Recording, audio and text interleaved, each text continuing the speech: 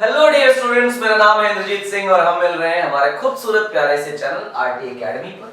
और हम इस आरटी एकेडमी चैनल पर कर रहे हैं क्लास 11 और 12 के फिजिक्स, केमिस्ट्री, मैथ्स और बायोलॉजी के ईयर लॉन्ग शानदार लेक्चर सीरीज।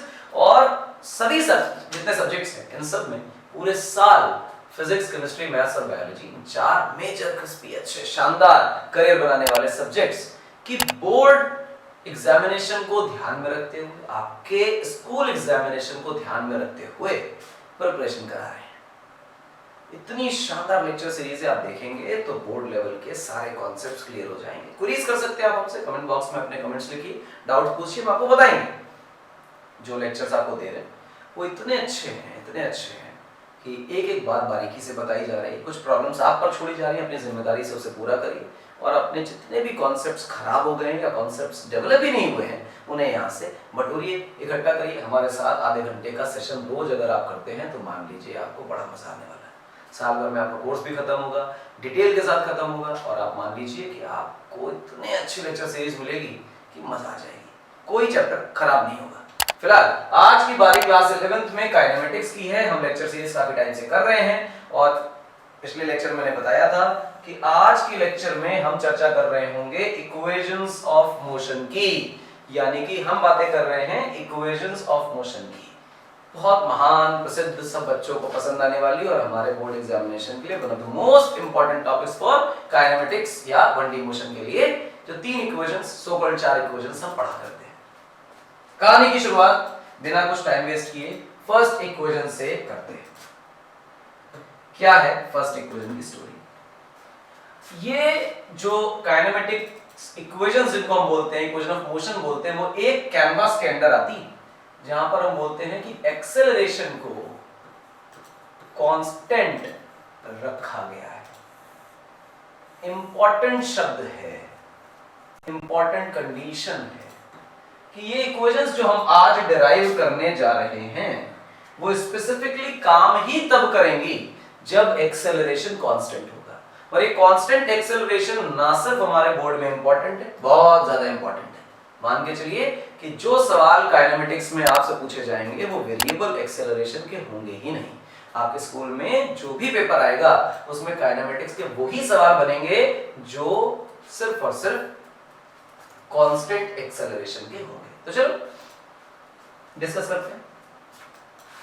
एक्सेलरेशन का मतलब होता है मेरे बच्चों dv by dt। तो हम dv को कैसे लिख सकते हैं? तो तुम कहोगे a dt। तो हम कहेंगे यार इंटीग्रेट कर दो, तुम कहोगे करो इंटीग्रेट। हम कहेंगे 0 सेकंड पे, तुम कहोगे u वेलोसिटी। हम कहेंगे t सेकंड पे, तुम कहोगे v वेलोसिटी। अरे ये तो अपर लोअर लिमिट लग गई दोनों की। हाँ, dv का इंटीग्रेशन क्या होगा? तुम कहोगे सर v होगा। कहेंगे लिमिट क्या लगाएंगे? तो तुम कहोगे u से भी अभी तो लगाई थी। अब प्रॉब्लम है सर a को इंटीग्रेट करें ना ना ना ना। अभी जो पिछले लेक्चर में हम सवाल करके आए हैं वहां पर एक्सेलरेशन टाइम का फंक्शन था, एक्सेलरेशन कांस्टेंट नहीं था, एक्सेलरेशन टाइम पर डिपेंड करता था। हम जब ये इक्वेशंस पढ़ रहे हैं तो पहले ही ये कंडीशन मार्क करके दे रहे हैं बच्चों आपको कि एक्सेलरेशन कांस्टेंट होगा तब तो ये इक्वेशंस काम करेंगी वरना नहीं करेंगी। इसका मतलब ये है कि जो भी हम एक्सेलरेशन वगैरह पढ़ रहे हैं उनमें एक्सेलरेशन कांस्टेंट तभी ये इक्वेशंस काम की।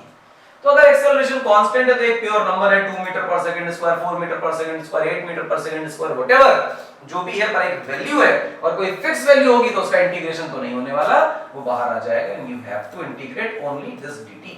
एंड यू नो कि जो dt का इंटीग्रेशन है वो तो सर t ही आता है, 0 से t, और यहां तो वो था ही। तो आप लिमिट लगाइए तो आप upper limit minus lower limit, सामने a, upper limit minus lower limit, तो आप लिखेंगे v minus u equal to a times t। तो फिर आपके पास फॉर्मूला बना v equal to u plus at। आपकी फर्स्ट इक्वेशन आ गई v equal to u plus at। आप इसे इसी शक्ल में देखना चाहें, आप इसे इसी शक्ल में देखें। आप इसे इस शक्ल में देखना चाहें तो आप इसे इस शक्ल में देखिए। बेसिकली बताने का मतलब यह है कि first equation is nothing but a vector relation. मतलब first equation, if first equation is a vector relation तो यहां पर वेलोसिटी, एक्सेलरेशन ये दोनों साइन के साथ यानी इनकी डायरेक्शन का ध्यान रखते हुए रखे जाएंगे। और अगर कोई नेगेटिव पॉजिटिव वेलोसिटीज आती हैं तो उसका मतलब डायरेक्शन से होगा। अच्छा, ये फर्स्ट इक्वेशन है। जी हां, कितनी आसान है, बिल्कुल आसान है। आगे बढ़ते हैं, सेकेंड इक्वेशन पे मेरे बच्चों आते हैं। What is your second equation? Acceleration again constant है, विशेष ध्यान रखें, एक्सेलरेशन को कांस्टेंट ही रखना है। अब जो कहानी बढ़ती जा रही है उसका बेस वही है जो हम पीछे बोलते आ रहे हैं, तो बार बार मुझे लिखने या बोलने की जरूरत ना पड़े, उसी को कंटिन्यू कर रहे, एक लेगेसी चलती आ रही है, तो पीछे की तरफ जो बात कांस्टेंट बोल दी गई वो आगे भी कंटिन्यू रहेगी। हम फर्स्ट इक्वेशन की डिमांड करते हैं कि बताया जाए कि फर्स्ट इक्वेशन क्या है। फर्स्ट इक्वेशन ये, तो हम कहेंगे बताओ वेलोसिटी क्या होता है, तो तुम कहोगे सर dx/dt होता है। तो हम कहेंगे dx क्या होता है, तो तुम कहोगे कुछ नहीं सर v dt होता है। तो हम कहेंगे इंटीग्रेट करते हैं, कोई दिक्कत है, कहोगे नहीं, हाँ मजा आ गया। अगर हम 0 सेकंड से t सेकंड्स की बातें करें तो तुम कहोगे 0 सेकंड पे कहां खड़े थे, हम कहेंगे किसी पोजीशन पे, इनिशियल। t सेकंड पे कहां पहुंच गए, फाइनल। अरे ये तो डिस्प्लेसमेंट आ गया। हाँ चलो करें, देखो गौर से, dx का जब तुम इंटीग्रेशन करोगे बेटा तो वो x बन जाएगा, और x इनिशियल से x फाइनल के बीच की बातें होने लग जाएंगी। और आप यहां इंटीग्रेशन कर रहे हैं v dt का, 0 से लेकर t। क्या वेलोसिटी कांस्टेंट है, जवाब है नहीं। एक्सेलरेशन है और एक्सेलरेशन कांस्टेंट है। एक्सेलरेशन है का मतलब वेलोसिटी बदल रही है, क्योंकि एक्सेलरेशन की डेफिनेशन क्या है, rate of change of velocity. मतलब अगर एक्सेलरेशन है तो वेलोसिटी में परिवर्तन हो रहा होगा, तो मतलब वेलोसिटी बाहर नहीं आएगी। तो क्या होगा बताते हैं, देखो गौर से, ये x final minus x initial है, जी हाँ है। आगे ले जाएं, बिल्कुल ले जाएं, इंटीग्रेशन करिए मेरे बच्चों। फर्स्ट इक्वेशन जो लिखी हुई है वहां से आप v की वैल्यू डाल दीजिए। अच्छा डाल दी हमने। आपको पता है कि इंटीग्रेशन बिल्कुल अच्छा प्यारा मिलनसार होता है, तो आप दोनों में डिस्ट्रीब्यूट करा दीजिए। आप देखेंगे कि ये जो x final minus x initial लिखा हुआ है, ये final position minus initial position जो होती है, इसे तो हम डिस्प्लेसमेंट बोला करते हैं। तो हम कहते हैं हाँ ये तो डिस्प्लेसमेंट है। तो अल्टीमेटली आप कहां पहुंचे, आप डिस्प्लेसमेंट पे पहुंच चुके हैं, आप डिस्प्लेसमेंट पे आ चुके हैं। अब आपकी चर्चा है सामने वाली बहस की। ये u क्या है, ये तो इनिशियल वेलोसिटी है, इसे बाहर निकाला जाए। सर क्या इनिशियल वेलोसिटी कांस्टेंट होती है, जवाब है हाँ। इनिशियल वेलोसिटी का मतलब वो वेलोसिटी जो 0 समय पर थी, यानी कि टाइम फिक्स कर दिया, यानी उस इंस्टेंट पे कोई ना कोई तो वेलोसिटी होगी, एग्जैक्टली पता है ना, बदल थोड़ी रही है, तो वो कांस्टेंट है। When you fix the time the velocity got fixed. अच्छा 0 से t प्लस, तुम जानते हो कि एक्सेलरेशन कांस्टेंट है, उसे बाहर निकाल लिया जाए, t dt 0 से t, dt का इंटीग्रेशन t 0 से t, t की पावर 1 का इंटीग्रेशन t की पावर 2/2 0 से t, ut plus half of at square, ये डिस्प्लेसमेंट आ गया। और अब आपके पास डिस्प्लेसमेंट की बढ़िया सी इक्वेशन आ चुकी है, रसीदी तैयार है। और अगर आप चाहें तो इसे वेक्टर रिलेशन में भी लिख लीजिए कि ये इस तरह लिखा जाता है। और ध्यान रखिएगा इक्वेशंस जो भी हों, वैल्यूज के साइन की बड़ी इंपॉर्टेंस है। डिस्टेंस नहीं है, ये डिस्प्लेसमेंट है, ये विशेष तौर पे ध्यान रखिए। कई बार बच्चा इसको डिस्टेंस समझ लेता है तो इसमें निगेटिव पॉजिटिव का एरर आ जाता है। अगर राइट में जा रहे हैं पॉजिटिव, लेफ्ट में जा रहे हैं निगेटिव, पार्टिकल अगर लेफ्ट में जा रहा है तो आपको एस को निगेटिव ही रखना पड़ेगा। इसलिए ये डिस्टेंस नहीं है और ये डिस्प्लेसमेंट है। इसी प्रकार से इनिशियल वेलोसिटी जो है वो स्पीड नहीं, वो वेलोसिटी है। वो इनिशियल हो जनरल हो उससे फर्क नहीं पड़ता, लेकिन वेलोसिटी है। उसी प्रकार से ये जो a है वो एक्सेलरेशन। क्लियर है मेरी बात? ये महान सेकंड इक्वेशन है, बहुत इस्तेमाल होता है इसका। चलिए चर्चा करें थर्ड इक्वेशन की। थर्ड इक्वेशन क्या कहती है हमारी? थर्ड इक्वेशन दो लोगों के मिलन से बनती है। First equation v equal to u plus at के तमाशे से चल रही थी, और second equation s equal to ut plus half of at square से चल रही थी। इसे हम 1 बोलते हैं, इसे हम 2 बोलते हैं। और फिर कहते हैं कि फाइंड t फ्रॉम 1। पहली वाली इक्वेशन से टाइम निकालें। अच्छा निकालते हैं, देखो क्या लिखा first equation, v equal to u plus at। तो मैंने कहा at की क्या वैल्यू है, तो तुम कहोगे v माइनस u। तो मैं कहूंगा t की क्या वैल्यू है, तो तुम कहोगे v माइनस u। और होल अपॉन ए। हाँ, मजा आ गया, टाइम निकल आया। अब क्या करें, करना क्या है, कुछ नहीं, put this t from 1 into 2। Second equation में फर्स्ट इक्वेशन से निकाले गए टाइम को इनपुट करा दीजिए। जब आप ये कराएंगे तो आप पाएंगे second equation is nothing but ut plus half of at square. u कितना है, u टाइम आपने कितना निकाला है, v minus u by a plus half of a v minus u by a whole raise to power 2। आपको दो terms दिखाई दे रहे हैं, फर्स्ट और सेकंड। क्या किया जाए, दोनों टर्म्स में एक चीज कॉमन है और वो है v minus u whole upon a। तो यहां पर आप ब्रैकेट लगा लीजिए। फर्स्ट वाले टर्म में सिर्फ u बच रहा है, सेकंड वाले टर्म में हाफ ऑफ a बच रहा है, और साथ में v minus u by a एक पावर के साथ बच रहा है। दो पावर्स थी, दो टर्म्स थे, एक को बाहर निकाल लिया। अब आप देखें कि क्योंकि चीजें डिवीजन में डायरेक्ट आ चुकी हैं, पावर वगैरह का लोचा खत्म हो गया है, तो ये डिवाइड पे चला जाएगा। निपटा दिया आपने। आप लिखिए v minus u by a, और यहां लिखिए एलसीएम के साथ 2 आया, एलसीएम ऊपर आया 2u plus v minus u। 2u में से u जाएगा तो बेटा u बचेगा। हम लिख रहे होंगे v minus u by a, और यहां हम लिखेंगे v प्लस u बाई 2। आप इसमें से 1 बाई 2a को अलग कर लीजिए और यहां लिखिए v माइनस u और यहां लिखिए v प्लस u, और इस 2a को s के पास भेज दीजिए क्रॉस मल्टीप्लिकेशन में, तो हमारे पास आंसर आएगा 2as इक्वल टू, ये देखिए a minus b a plus b, तो a plus b a minus b क्या होता है, ये होता है a square minus b square, यानी कि v square minus u square. यहां से v स्क्वायर की क्या वैल्यू बनी बेटा, u square plus 2as, and this is your third equation. दिमाग में रखना बच्चों कि बाकी सब दो इक्वेशन जो पढ़ी थी वो वेक्टर रिलेशन थी, थर्ड इक्वेशन जो है वो स्केलर रिलेशन है। उसका कारण है कि आपने टाइम उठाकर डाला है, रिप्लेस किया है, तो आपने मैग्नीट्यूड से डील करना शुरू कर दिया। अरे टाइम रखने से कहां मैग्नीट्यूड, भैया टाइम रखोगे तो v और u और a रखोगे ना। हाँ, तो अगर ये इसमें डायरेक्शन डाल दोगे तो टाइम डायरेक्शन के साथ नहीं होगा, इसका मतलब यहां जो वैल्यू रखी गई है वो साइन के साथ नहीं है। अच्छा, तो यहां साइन ही रखेंगे, सब रखेंगे, पर आप देखें वेलोसिटीज के साइन माइनस रखो चाहे प्लस रखो, वो स्क्वायर होकर के तो पॉजिटिव ही हो जाएंगे। तो this relation can be written as v dot v equal to u dot u plus 2a dot s। ये स्केलर रिलेशन देख पा रहे हैं आप। ये दो फंक्शंस आपके सामने, विशेष तौर पर ध्यान रखिए ये अच्छे रिलेशंस और आपको आने भी चाहिए।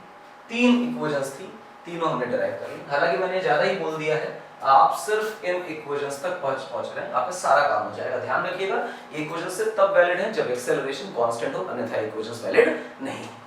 अच्छा भाई, बहुत बढ़िया। अगली एक और इक्वेशन जिसे हम फोर्थ इक्वेशन कहते हैं, इसे बोलते हैं डिस्प्लेसमेंट इन nth सेकंड। क्या बोलते हैं भाई, हम इसे कहते हैं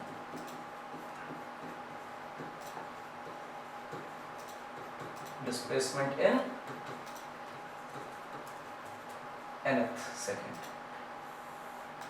nth सेकंड का क्या मतलब है, nth सेकंड का मतलब n सेकंड्स नहीं है, 0 से n नहीं, nth सेकंड से बोला गया फोर्थ सेकंड, तो फोर्थ सेकंड का मतलब है उस पर्टिकुलर चौथे सेकंड में, उस एक सेकंड के इंटरवल में कितना डिस्प्लेसमेंट हुआ। तो चौथा सेकंड क्या होता है वो समझते हैं। अगर मैं कहूं फोर्थ सेकंड क्या है, तो फोर्थ सेकंड के दो ऑप्शंस हो सकते हैं, 3 to 4 और दूसरा हो सकता है 4 to 5।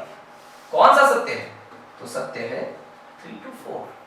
ये कैसे आप बोल रहे हैं, ये बोल ऐसे रहे कि जब मैं कहूंगा फर्स्ट सेकंड तो आप उसे 0 से 1 बोलोगे, 1 से 2 नहीं बोलोगे। क्लियर है मेरी बात। तो 3 से 4 के बीच में जो 1 सेकंड का इंटरवल है, यानी कि अगर मैं कहूं इसी की जगह पर nth सेकंड, तो nth सेकंड में आप कहोगे n-1 यानी n सेकंड से एक पहले वाले सेकंड से लेके n तक के बीच का जो टाइम पीरियड है वो nth सेकंड है। और अगर मैं कहूं कि डिस्प्लेसमेंट इन nth सेकंड क्या होगी, तो इस पर्टिकुलर एक सेकंड में चली गई दूरी होगी। अच्छा, कैसे निकाला जाए? कुछ निकालना आसान नहीं। तुमसे दुनिया वाले कहें s nth निकालो, तुम तुरंत सीखो कि s nth क्या होगा। गौर से देखो, तुम कहोगे 0 से n तक और 0 से n-1 तक, इन दोनों का जो डिफरेंस होगा वही तो एक सेकंड में है। तुमसे बोलेगी 5 सेकंड में कितना चले, तुम कहो 5 सेकंड 20 मीटर चले। 4 सेकंड में कितना चले थे, 4 सेकंड में 16 मीटर चले। तो इस 4 से 5 के बीच में कितना चले, 4 मीटर। क्लियर है मेरी बात? तो nth पूछे तो sn - 1। अच्छा, तो sn कैसे निकाल सकते हैं? तो तुम कहोगे sn बड़ा आसान है निकालना। तुम लिखोगे u t plus half of a t square. ये क्या किया, n लिखा ना टाइम की जगह, तो जहां t था वहां n हो गया। इसी प्रकार से sn-1 क्या होगा, तुम कहोगे u n-1 plus half of a n-1 का होल स्क्वायर। बात तो सही। प्लेस कर दो फर्स्ट वाली इक्वेशन में s nth की जगह क्या रखोगे, un plus half of a n square minus, मैं ब्रैकेट का इस्तेमाल करना पसंद करता हूं, कोई नेतागिरी नहीं चलनी चाहिए, डायरेक्ट आप नहीं लिखेंगे, कोशिश करिए यस। और आप इसे un plus half of a n square minus, अंदर पहले खोल लें ब्रैकेट, तो un माइनस u रहा plus half of a n square लिखा हुआ है बेटा, तो आप इसको ब्रैकेट खोलिए और लिखिए n square plus 1 minus 2n। बात चमकी अच्छी तरह। आप देखिए un plus half of a n square minus ये बेटा un है, फिर ये u है प्लस हाफ ऑफ a है, और अब इस हाफ a का मल्टीप्लाई हर एक टर्म से करिए, तो आप यहां से a n स्क्वायर लिखेंगे, फिर यहाँ 1 है तो सिर्फ हाफ a बचेगा, फिर यहाँ पे half of a into 2n minus का बचेगा। आप 2 से 2 कैंसिल भी कर सकते हैं। अब आप यहाँ पे un plus half of a n square minus, bracket खोलेंगे तो सबके साइन बदलते चले जाएंगे। आप यहाँ पर लिख रहे होंगे un minus minus plus u, और minus plus minus that is half of a into n square, फिर ये माइनस ये प्लस तो मतलब ये minus that is half of a, ये माइनस वो माइनस तो मतलब plus that is a times n। गड़बड़ का काम शुरू हुआ है, कुछ कट पिट रही होंगी चीजें, चलिए काटते हैं। उन से उन कट गया, n से n कट गया, बाकी जो चीजें बची हैं उन्हीं को लिखना हमारा धर्म। आइए शुरू करते हैं। सबसे पहली चीज क्या बची सर, बची u प्लस, u के बाद क्या बचा सर, बचा an, और फिर क्या बचा, एक आखिरी टर्म है that is minus half of a square. यही तो बचा है, जवाब है ना। आप इस u को यही रहने दें, इससे a कॉमन ले लें, तो अंदर बचेगा n minus half of a। कुछ ना करें, u को ऐसा रहने दें, 2 को बाहर ले लें, मतलब बेसिकली एलसीएम में तो ये आएगा 2n minus half of a था, हाफ ऑफ a था तो हाफ ऑफ a स्क्वायर लिख दिया, ये गड़बड़ है, half of a half of a, half बचा सर। ठीक, ध्यान दीजिएगा ये कि थोड़ी सी गड़बड़ थी कि यहाँ पर हाफ ऑफ a बचा था, मैंने यहाँ पे हाफ ऑफ a स्क्वायर लिख दिया था, इस a स्क्वायर तो नहीं आएगा, यहाँ पर सिर्फ हाफ ऑफ a बचेगा। तो आप देखिए फिर से कि आपने u ऐसे लिखा, इन दोनों टर्म से a कॉमन लिया तो यहाँ से n बचा और 1/2 बचा, तो जब आप एलसीएम लेंगे तो 2n माइनस 1 होगा, a बाहर आ जाएगा। s nth का जो सिंपल फॉर्मूला बच रहा है वो है u प्लस a/2 और फिर है 2n माइनस 1, ये s nth है, और s nth की बढ़िया सी डेरिवेशन आपके सामने तैयार। ये है रेसिपी s nth की। क्या किया हम लोगों ने, सबसे पहले सोचा कि s nth सेकंड क्या होता है, ये बहुत इंपॉर्टेंट है पहचानना कि जिससे हम s nth या nth सेकंड बोल रहे हैं वो क्या है। तो हमने वो nth सेकंड पहचाना कि 4th सेकंड है तो 3 to 4 है, फर्स्ट सेकंड है तो 0 to 1 है, nth सेकंड है तो n-1 से लेके n तक। s nth क्या होगा, तो हमने पहचाना कि n सेकंड्स में कितना चले, उससे 1 सेकंड पहले कितना चले थे, उन दोनों का डिफरेंस nth सेकंड में डिस्प्लेसमेंट है। s nth क्या, sn क्या होगा, तो t की जगह n डाल दो, sn-1 क्या होगा, t की जगह n-1 डाल दो, और उसके बाद इनको सबट्रैक्ट कर दो। सबट्रैक्ट करते करते जो सॉल्व करने पर तुम्हारा आंसर आए बस वही तुम्हारा आंसर है। सॉल्व सही से करना, इसमें गड़बड़ी कोई मत करना, और यही तुम्हारा आंसर कहलाएगा। और ये हो गया आपका आंसर का। हमारा आज का एजेंडा 4 इक्वेशन ऑफ मोशन करना था। हमने 4 इक्वेशन ऑफ मोशन फटाफट कम समय में निपटा डाली। ये तरीके जो हमने आज इस्तेमाल किए हैं इन्हें कहते हैं इक्वेशन ऑफ मोशन प्रूविंग या derivation of equation of motion with calculus method, यानी कैलकुलस का इस्तेमाल करके, डिफरेंशिएशन और इंटीग्रेशन का इस्तेमाल करके हम लोग निकाल रहे हैं इक्वेशन ऑफ मोशन। एक तरीका और होता है, उसको बोलते हैं ग्राफिकल मेथड। तो अगर आप ग्राफिकल मेथड का इस्तेमाल करना चाहें तो वो भी कर सकते हैं, पर आपके बोर्ड एग्जामिनेशंस में स्पेशली मेंशन्ड होता है कि हमें ये इंटीग्रेशन और डिफरेंशिएशन यानी कैलकुलस मेथड पे फोकस करना है और हम यही करेंगे। अच्छा, क्या काम बताया आज? क्या कुछ बचाया? क्या कुछ नहीं बचा। 4 का एजेंडा था, 4 एजेंडा कंप्लीट। अगले डब्बे मिलेंगे तो इन 4 इक्वेशन का इस्तेमाल करेंगे, प्रॉब्लम करेंगे और मोशन अंडर ग्रेविटी सीखेंगे। और जब मोशन अंडर ग्रेविटी सीख लेंगे तो ग्राफ पर आ जाएंगे। फिलहाल थैंक्स फॉर वाचिंग द समय। आप हमें देख रहे हैं, अपना समय दे रहे हैं, बहुत बहुत धन्यवाद। आपके कॉन्सेप्ट्स क्लियर हो रहे हैं, डेरिवेशन बन गो में समझ आ रही है और प्रॉब्लम्स हो रही है बहुत सारी। आपका बड़ा फायदा है, देखते रहिए और अपने आप को मजबूत करते रहिए। चैनल को नहीं किया है सब्सक्राइब तो सब्सक्राइब कर लीजिए, अपने दोस्तों को शेयर करिए, फैमिली में शेयर करिए, खुशियां बांटने से बढ़ जाती हैं।